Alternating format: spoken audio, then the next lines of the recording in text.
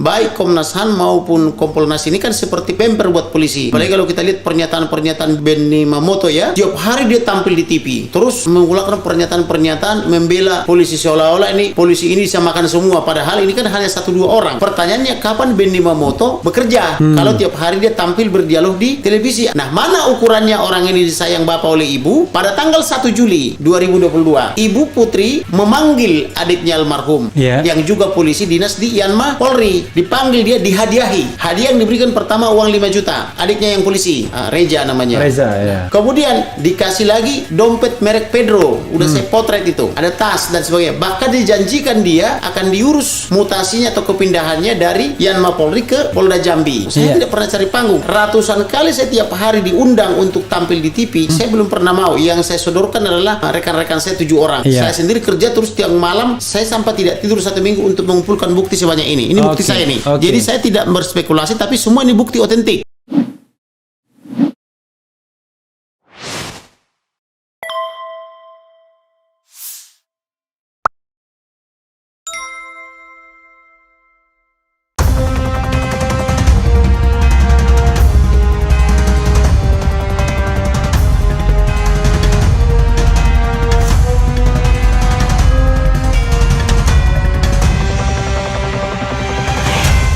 Ke hidung, ini 45, kemudian ini datar, yang dada kiri, ini ya, datar, ke belakang, kemudian tangan kiri, tangan kiri sini, ya. Jadi 4 peluru. Nah, 4 peluru.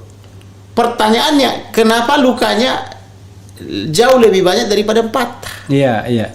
Kan begitu. Apa saja sih lukanya?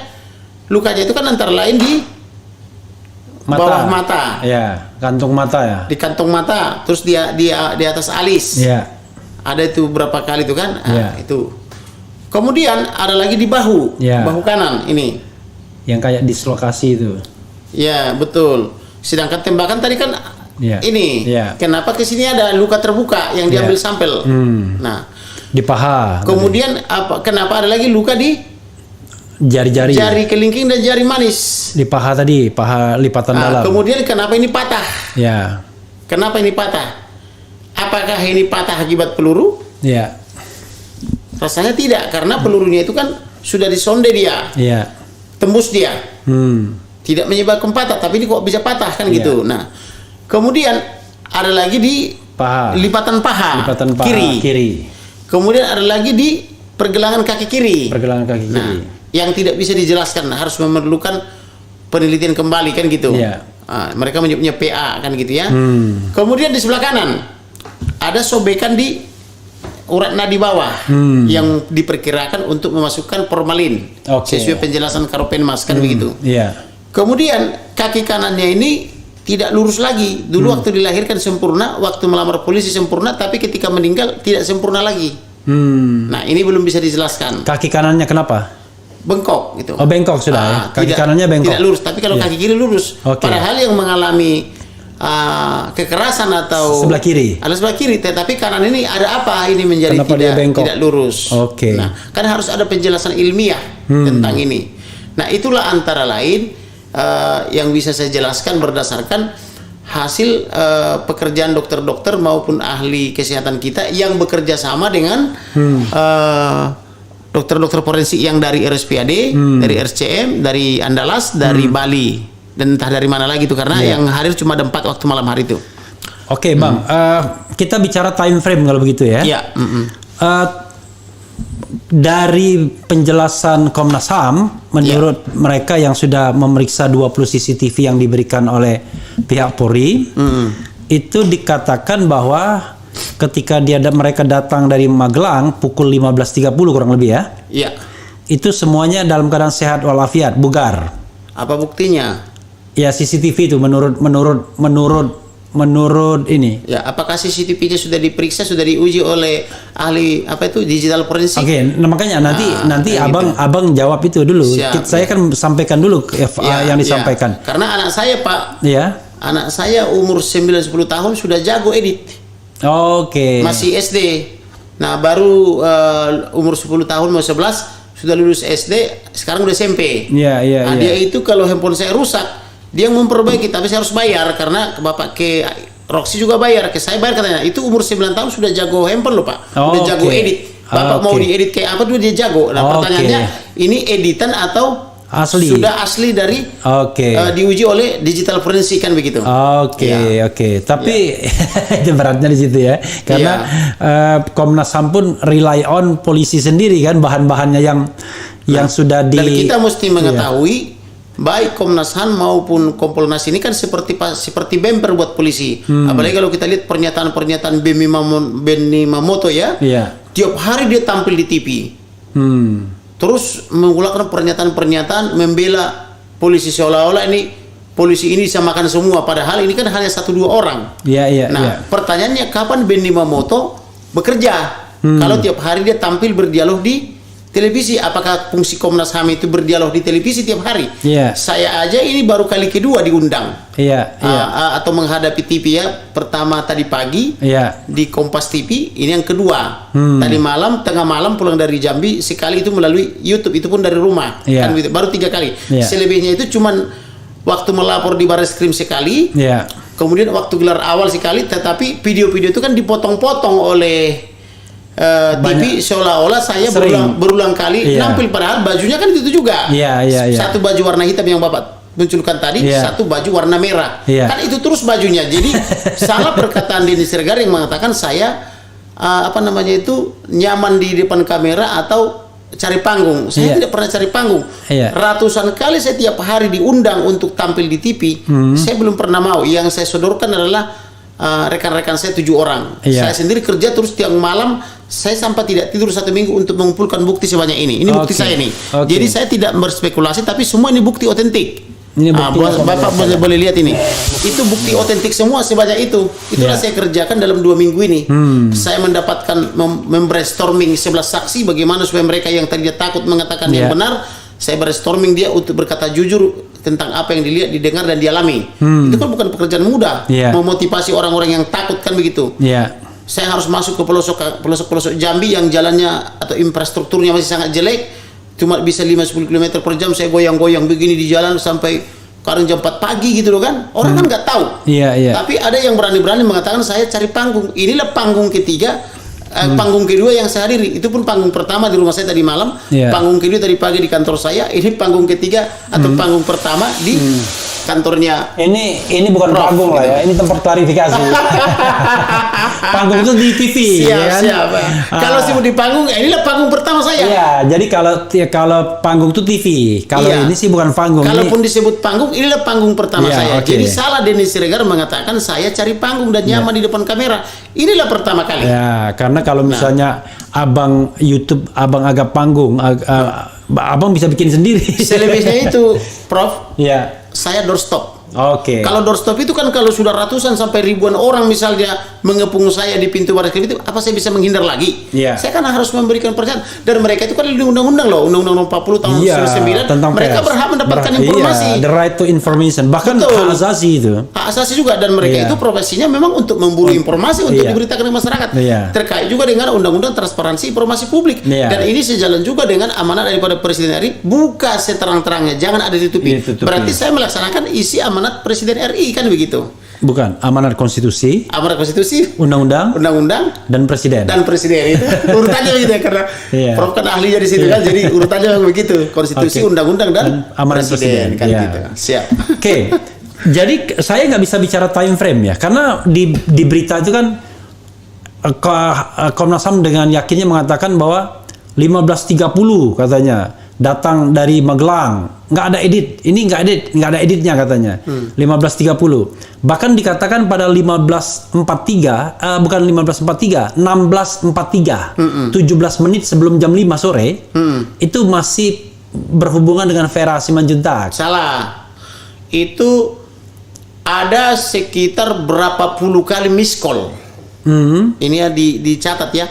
Ada berapa puluh kali miss call, saya total 23. Miss call ini datang ke handphonenya Vera atau kekasihnya. Tetapi miss call ini tidak beraturan. Contoh misalnya 16, 16.10, 16.20.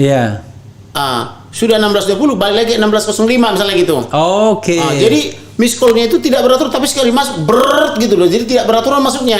Oh, Nah, oke. pertanyaannya ada apa? I see. Nah, berarti diduga handphone ini sudah kuasai pihak ketiga sampai dengan detik ini karena sampai sekarang nggak ketemu handphone itu, Oh, yaitu oke. 3 handphone dengan 4 nomor. Nah, Oke. pertanyaannya siapa yang menguasai handphone ini karena handphone ini diduga tergeletak di rumah dinas itu. Iya. Apakah di rumah dinas itu orang sembrono masuk sehingga diambil handphone itu? Siapa yang menguasai?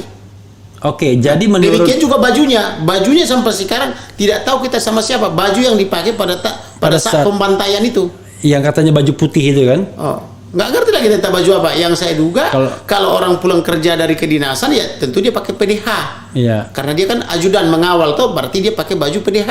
Di mana bajunya? Karena kalau ada bajunya pasti kelihatan dia kenapa ini luka terbuka, kenapa di sini ada tertembak, kenapa di kepala ada bolongan, pastilah dia berdarah dan mengenai bajunya. Kemudian tangannya bolong, pasti juga kalau dia pakai lengan panjang bajunya bolong. Kemudian lipatan kaki sebelah kiri itu ada resapan darah, tentulah itu bajunya akan robek sehingga kakinya berdarah.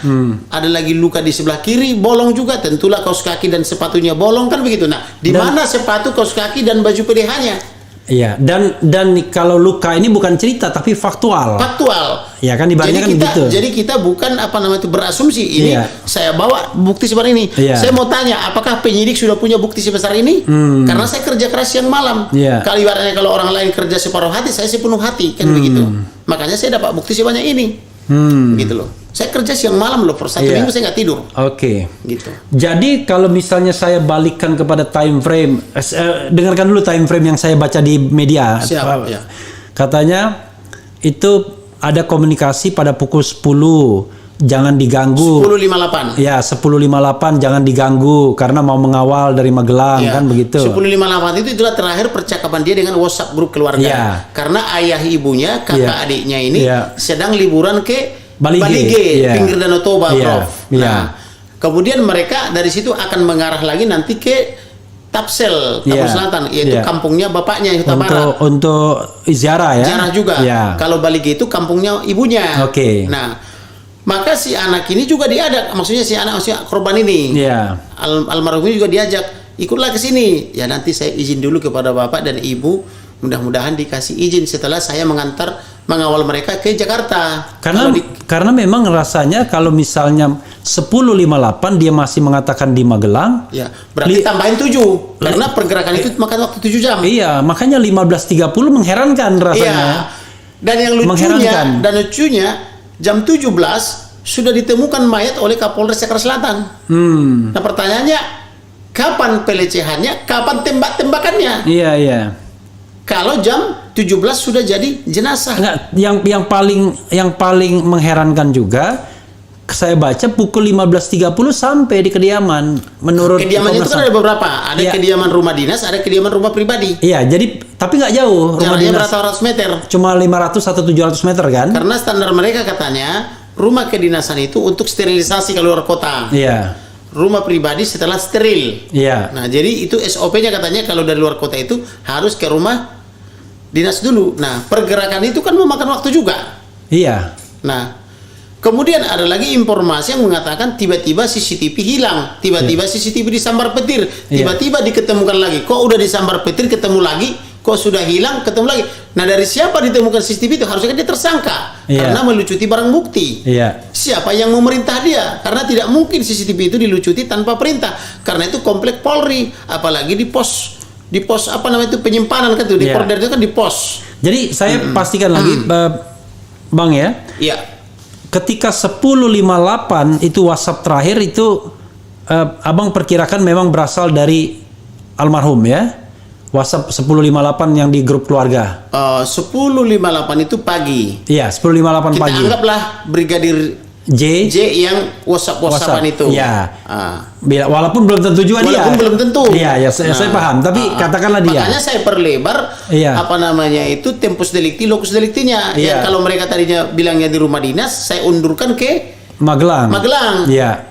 Karena belum tentu dia yang WhatsApp. Yang WhatsApp itu. Iya, oke. Nah, tapi yang paling apalagi ada kecurigaan pasca kejadian itu handphone ayah ibunya diblokir. Iya. handphone kakak adiknya diblokir, tidak bisa berhubungan, Iya. tidak bisa telepon, tidak bisa whatsappan, bahkan handphone ayah ibunya dan kakak adiknya tidak bisa berhubungan kemanapun. Dan juga rasanya aneh ketika dia harus bilang pesan WhatsApp dihubungi 7 jam lagi Iya. karena dia mau mengawal. Itu kan agak aneh. Agak aneh. Ngapain gitu kan bisa silent dia. Siap, betul. Kan kalau misalnya menerima WhatsApp silent kan dia bisa lihat angkat apa enggak kan. Kalau Betul. misalnya mau angkat kan tinggal izin doang kan. Iya.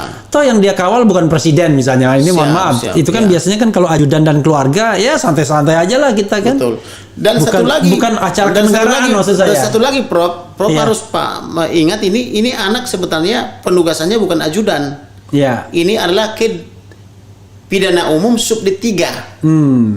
Penugasannya ke situ. Iya. Tapi karena dulu Bapak Irjen Verdi Sambo dulu dir Tipidum, Ya. maka diboyong ini Dari situ. subdit 3 pidana umum ke ajudan. Ya, artinya orang Artinya kepercayaan. DKO-kan lah kan. Artinya ini orang yang teruji dan sangat Iya. baik. Makanya dibawa ke ajudan. Maksud saya kalau cuma sekedar nerima telepon aja masa harus kasih jangan hubungin saya selama 7 jam ya kan? Gitu. Aneh kan rasanya Aneh, kan? gitu. Iya kan? Gitu. Karena Kecuali dia nyetir. ya nyetir atau Ya. katakanlah acara kenegaraan yang Siap. nggak bisa ngapa-ngapain kan? Nah, kalau dan- cuma dan mengawal saya keluarga yakin dong. itu tidak nyetirnya itu tidak non-stop, pasti berarti di rest area. Iya, masa Nggak di mungkin- rest area nggak bisa kan gitu. nggak bisa ngubungin. Betul. Iya kan? Oke, tapi Namun yang menjadi poin bagi kita, tanggal 7 Juli 2022 atau sehari sebelum dibantai, dia sudah curhat kepada Vera Simanjuntak, kekasihnya ya. bahwa dia akan dibantai. Dan menangis dia.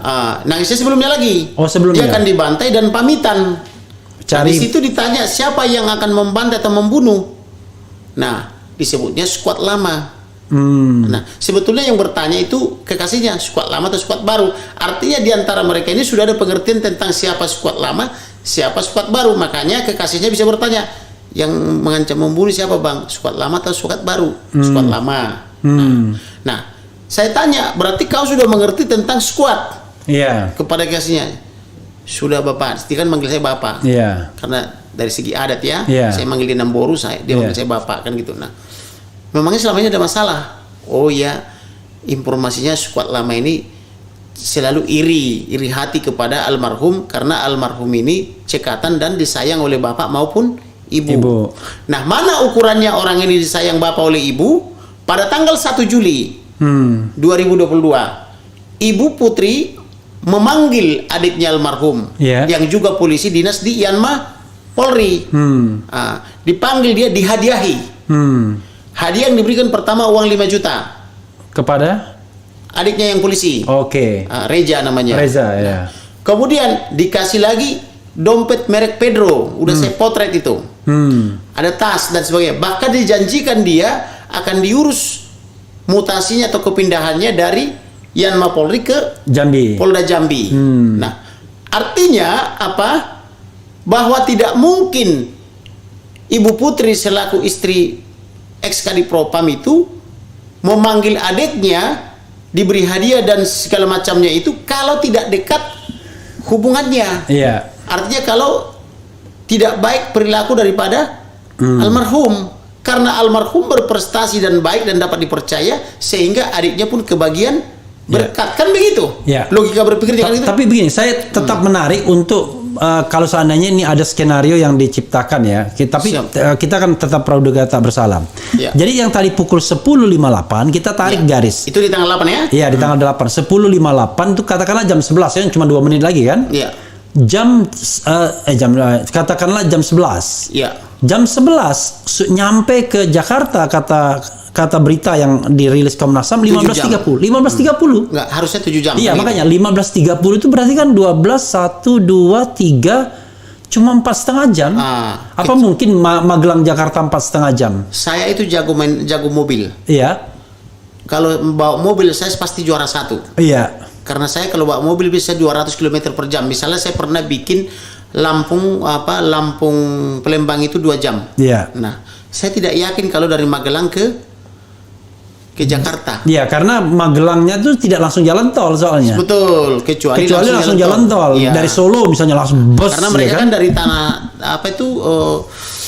Tarumanegara ya, ya, yang Iya, sekolah jadi yang kalau rintisan LB Murdani jadi dulu. dia Magelang, dia bisa masuk di tol mana? Bisa di Solo, bisa di tol daerah Alas Roban, sampai lupa saya itu. Siap. Belum lagi kalau ada istirahat di Iya, rest area. area. Nah, itu kan kepotong dia Iya. kan. Misalnya orang lazim istirahat itu setengah Dan jam. lagian juga kan not necessary kalau misalnya buru-buru banget, karena tidak ada agenda yang penting-penting mendesak. amat ya kan. Sedangkan bapak kan sudah duluan berangkat Iya. naik pesawat. Iya. Yang tinggal informasinya kan ibu. Oh, jadi Pak Ferdi Sambo naik pesawat? Naik pesawat kan duluan. Oke. Ya. Nah, pertanyaannya, adakah orang ini transit di jalan atau transit di rumah lain? Iya. Misalnya sepanjang jalan, ini kan perlu diselidiki juga. Iya. Nah. Nah, jadi yang tadi yang CCTV 15.30 mengatakan dia sudah sampai, kemudian ada dia ketawa-ketawa antar ajudan, katakan di kata Komnas HAM kan begitu. Kemudian 16 dia terlihat terakhir itu bahkan Bu Putri terakhir. Ini harus saya potong dulu. Iya. Ketawa-ketawa dengan ajudan yang mana? Iya, Itu jadi perlu. Iya. Karena ajudan ini kan ada Banyak, 8. iya. 8 bersama dia. Iya. 4 di kanan, 4 di kiri. Iya. Ketawa-ketawa di mana? Karena ketika dia teleponan dengan kekasihnya, 3 dari 8 itu mencibir dan atau nyinyir kepada dia. Ketika dia mengadu kepada kekasihnya. Itulah tangisan ibunya. Kenapa mengadu hanya kepada kekasih tapi tidak mengadu kepada ibu juga. Oh, yang tanggal 7 ya mengadunya itu. Tanggal 7 dan tanggal sebelumnya di bulan tanggal Juni. iya. Yang nangis-nangis itu dia, yang ada buktinya di sini juga nangis-nangis itu Juni. Yang dia mengadu kepada kekasihnya 21 Juni itu. 21 Juni dan 29. Nah, Iya. yang dia nangis-nangis itu dikira dia sedang sakit oleh kekasihnya. Yang sakitnya kau bang, kok gini katanya. Karena dia ada kata-kata permintaan perpisahan, ada kata-kata permintaan maaf kali saja tidak sempat lagi minta maaf. Walaupun ini perkara gampang, tapi dia akan rumit. Karena dibuat balilut. Iya. Karena saling sandra menyandra. Iya. Makanya saya katakan saya mohon Banyak yang kepada terlibat presiden, jadinya. karena saya mohon kepada presiden bentuk tim independen. Karena otak saya, kecerdasan saya sudah menganalisa ini, tidak mungkin ini bisa diungkap dalam waktu cepat karena ini akan sandra menyandra kepentingan.